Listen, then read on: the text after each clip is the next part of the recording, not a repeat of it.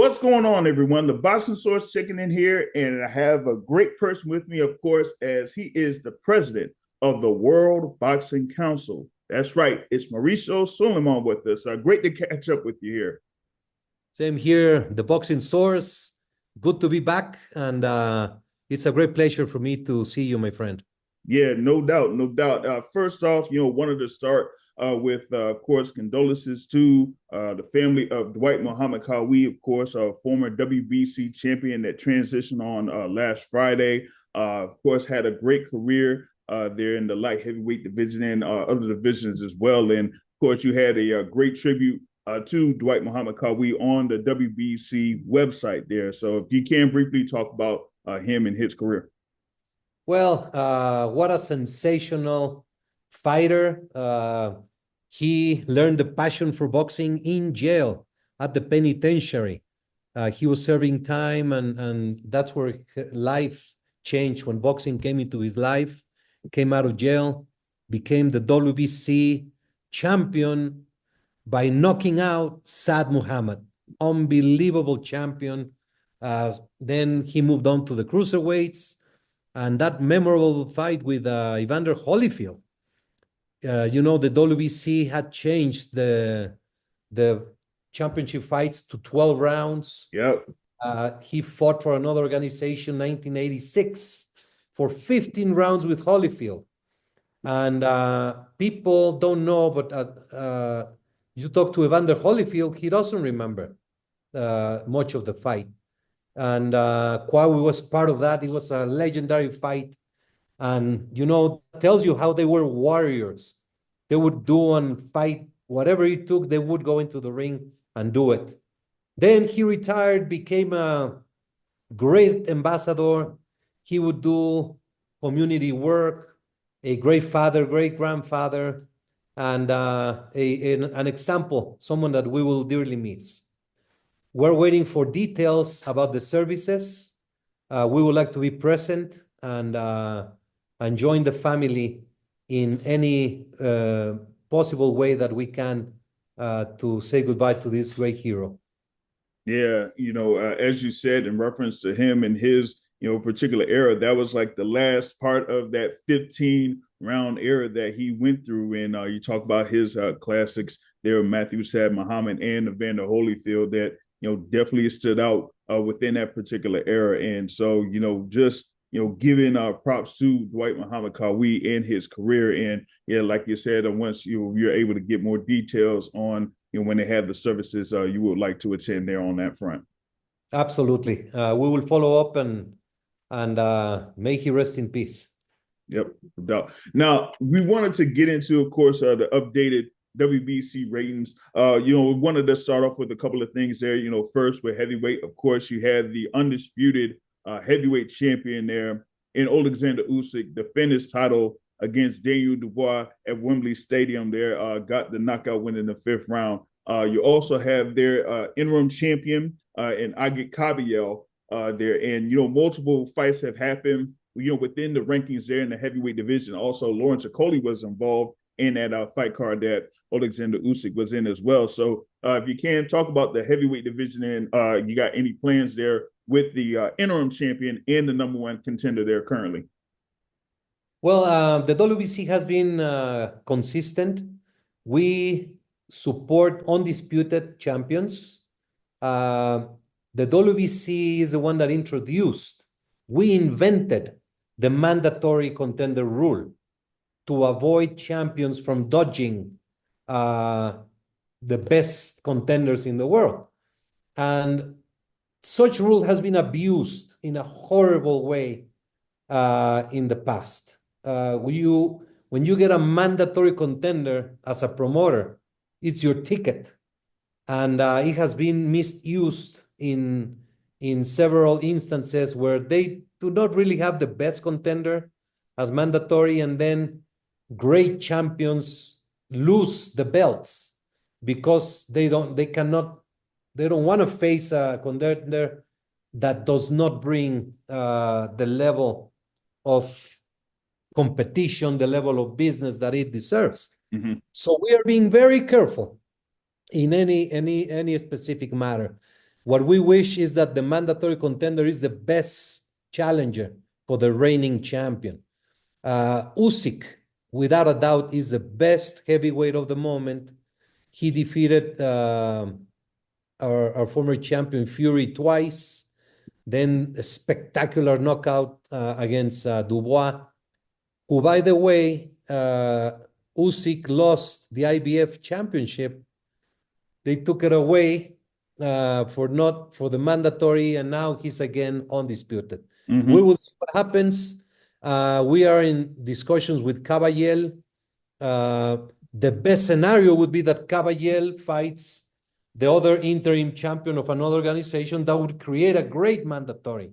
But that's a difficult issue. Every organization has their own agendas. Mm-hmm. So we're in communications with Queensberry. They handle Caballel. Usyk just fought. Let him relax. Let him enjoy. It was a hard-fought fight in 90,000 people at Wembley. Give him his time. And Okolie had a ruptured tendon, so we will see how long he will be out. That is the status of the heavyweight. Gotcha. And there with Coley had that ruptured thing there, and he fought actually what was it, the Bridgerweight champion there in Kevin Lorena. And Yes. with Kevin Lorena being that world champion, you got the top contenders there with Andrew Tabiti and Krzysztof Włodarczyk there in that particular division as well. So you got that particular situation to sort out, and also like going to cruiserweight, you got Battle Jack as that champion there as well. So talk about, if you can, the Bridgerweight and cruiserweight divisions. Well, we have a great story. Włodarczyk, he lost his cruiserweight title in Russia about 10 years ago. And a report came out last year from a doping control that was hidden by Russia. And Gregory Drost, who defeated Włodarczyk, was found with performance-enhancing drugs, which is a tragedy. It was hidden from the WBC and anyone in the world, but then this report came out. Włodarczyk came to our convention and made a plea. That's why the WBC authorized an interim title, which he won in a dramatic fashion. So he just won the title. Cieslak also won the interim title by knocking out former champion, what's his name in Canada? Jean Pascal. So, and something very nice happened after they both Polish fighter won the title, they get married. So it's like a jinx. You win the WBC title, you get married. Shushu Carrington just won the WBC title. He's getting married in December. So yeah. You want to get married, become a champion. So we do have activity in cruiserweight and Bridgerweight. Badu Jack against Mikaelian are going to fight. Cieslak against Peralta, it has been ordered. And we were waiting for Lerena, who just fought in heavyweight. Now he will be back as reigning champion. We will see what is the next step. Yep. You talk in light heavyweight. We have Benavides. He's going to be fighting Anthony Yard in his debut in the British soil. So that should be a sensational match. Super middleweight, of course, we have Canelo Alvarez against Crawford. Yep. Sensational match. I don't know if you have any questions about this specific topic. Well, with the light heavyweight division, you got there with David Benavidez and his upcoming bout there. So that's going to be something to look forward to in November. And, with the super middleweight division, you got Canelo Alvarez, who, as we talked about with Alexander Usyk, he had a similar situation there with, the whole thing with the IBF as well. So that, kind of like makes, for, I guess a double thing there on that front. But with Canelo Alvarez going up against Terrence Crawford, September 13th, there at Allegiant Stadium, Las Vegas, that's going to be a super event. that I know that you're going to be there in attendance. I'm going to be, going out there for, that particular event. There's going to be a lot of things going on during that weekend there. So, we'll probably be able to cross paths there during that week, when they do have that event take place there. And also, what you had, I think you got, what is it, Jamal Charlo now ranked number 1 in super middleweight currently. You know what we're doing is going to be very fun. We're doing the first WBC Undisputed video game tournament during Fight Week in Las Vegas, September 12th, Friday. It's going to be a World Invitational, so it's a real championship tournament in video game for the Undisputed. I don't know if you have played the Undisputed game. Yeah, I played, but I got to catch up on it. If I'm going to try to compete in a tournament like that, I'm gonna have to catch up on it. You know what I mean? Because I know a few people in boxing, that have played Undisputed, and I know that they're really like ahead of me when it comes to all of that. So I'll have to catch up a few, with fighting a few fights before I could compete in that tournament for that weekend. Well, I came home and my son was playing. I said, "Oh, I'm gonna beat you." He knocks me out every time. You gotta have that ability. Yeah, you got to be able to show up and sharpen up, man, in that particular game, because it's really it gets really technical when it comes to playing Undisputed there. So, like I said, I'm gonna have to catch up there a little bit on that front. We talk about the thing there with the middleweight division. Carlos Adames is there as the current champion. We have like a situation there where he has the mandatory challenger in Nursultanov. And then they also are talking about potentially having in a unification. But, given that he does have this mandatory challenger, he's still trying to see if they could work out making that particular fight or, having a unification with Janabek Alhamdulillah. So you have like any update in reference to that mandatory order there between Adames and Nursultanov? We're waiting for them to come to us. We have extended the flexibility for them to try to make the best scenario for all boxers. So at this moment, we're still waiting, but it should be a matter of days before we have a final resolution. Gotcha. With that particular situation, I thought, we probably would have had news in reference to that that would come up, pretty soon as like next month. But given certain situations, we might have to wait on if they're able to secure a bout there for Carlos Adames. Now, in the super welterweight division, you recently had Sebastian Fundora defend that title in a rematch against Tim Tszyu, getting to stop his victory there. And now you have him, having that defense of the world title with Virgil Ortiz Jr. as the interim champion. And I think Sergey Boychuk is like nursing an injury there. So, and also with Virgil Ortiz Jr. too. So, talk about, Sebastian Fundora's win over Tim Tszyu in Las Vegas, and, what else could be coming up with that particular division, 154 pounds. Well, we have Virgil Ortiz. We're waiting. We also with Golden Boy, we've been in communications, hoping, not to break it instead of to build things. To build great fights have to take time to be built. So Fundora just defended dramatically, tremendous win. We are having him. He arrives today in Mexico City.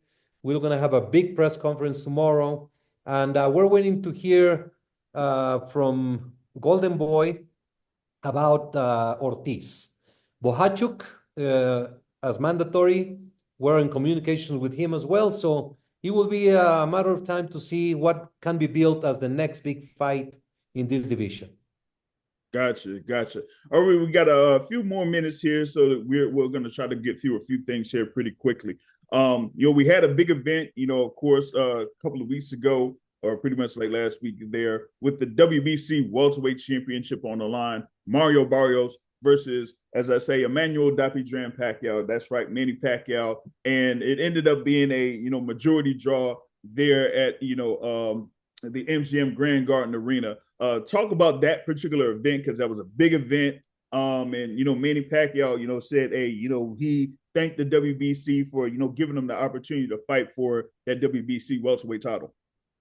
Well, when Manny came to us in a very sensible way, pleading to have an opportunity, 46 years old, 4 years out of the ring, we secured that he did all the medicals, secured that he had a license from Nevada, and I told everyone who was criticizing the WBC's decision, let's talk July 20. We will see if you were right or the WBC was right. Now everybody's quiet. Now everybody's praising Manny Pacquiao. And what a sensational performance, one of a lifetime. It inspires everyone, telling you can do whatever you want and you work for. So I'm very proud of Manny Pacquiao. It is a draw with a taste of victory. Manny Pacquiao is ageless. He's tremendous. He's one of the greatest of all time. Yeah, the ageless wonder there, and at 46 years old was just this close to becoming the new WBC welterweight champion there. We also had action there in the super lightweight division as had a new champion there in Super Matias getting a decision win over Alberto Puello. And you said that there might be something there with Matias and potentially the number one contender there, Dalton Smith. So do you have any update on that? Dalton Smith is the mandatory contender. I was in New York when Matias was crowned. His Excellency Turki Al-Sheikh asked me to stay in the ring as he brought them together and announced he would be doing that fight. We're just waiting for details. It seems November 2nd or November 22nd in Saudi. We're just waiting for the paperwork to happen, but we've been led to believe that is going to happen at that time. Great weight category, great fight. Yep. And also on that card, you had Shakur Stevenson defend his WBC lightweight title against the mandatory there at the time, William Zepeda. So, he was able to, honor that particular status. So I think, he'll have another, 12 months or so before I guess the mandatory would be due for him. Shakur, what a great fighter. He's tremendous. We were all very happy, very impressed by his performance. He's unique. He's got great talent, and we're very proud that he's the WBC champion. At this time, he has no commitment. He's free to engage in any voluntary title defense, and I'm very proud of him. Yep, no doubt, no doubt. All right, so kind of close out here. We want to get like a summary of a couple of things happening, particularly like in the super featherweight division. You got O'Shaquie Foster there as champion, and at featherweight, you currently have there within Stephen Fulton that's around there, and we talked about Bruce Carrington. So you might have O'Shaquie Foster there going up against Stephen Fulton later on down the line. You do also have Bruce Carrington, as you mentioned, that had his win for the interim WBC featherweight title. And then lastly here, wanted to talk about the thing in reference to Francisco Rodriguez and the adverse finding that he had with his fight against Galal Yafai. If you could talk about that. Well, it is a very unfortunate situation. Francisco Rodriguez was with an adverse result of the anti-doping. We initiated the investigation, and at the first moment, it was clear. He reported in the VADA form all the supplements he was taking. So he reported that bottle. In that bottle, in the label, you can read, and there's two prohibited substances. And, if I go to a store, my friend tells me, oh, I'm using this, it's very good for your body, and you trust him or you trust your nutritionist or your trainer, you go and you take it. He got the anti-doping, he reported it, but banned substances. So he did fight with a banned substance, but we did not find any intention. He was naive. It was a mistake. He had a very open and transparent, immediate disclosure. So that's why the WBC decided to withdraw recognition of him as champion. Yafai is a champion again. We ordered a rematch, acknowledging his goodwill and not failure of doping with trying to gain advantage. And he will be 1 year probation with VADA testing at his own expense throughout this time. Gotcha.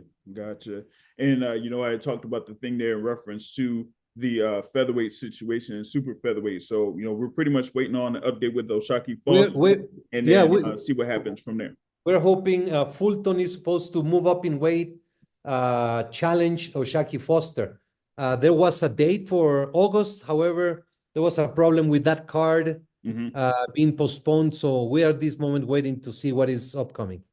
Gotcha. And, with that being said, I know there's a lot of other divisions there, but, we'll be able to see if we could catch up at a later time with that. So, you'll be able to get with this, meeting that's coming up here in a few minutes. But thanks for taking the time here to speak with the Boxing Source, and we'll catch up with you again soon. Thank you, my friend. I appreciate your time, the opportunity to be with you. God bless you, and we will be in touch. All right. Thank you so much. Thank you. Bye-bye. Bye.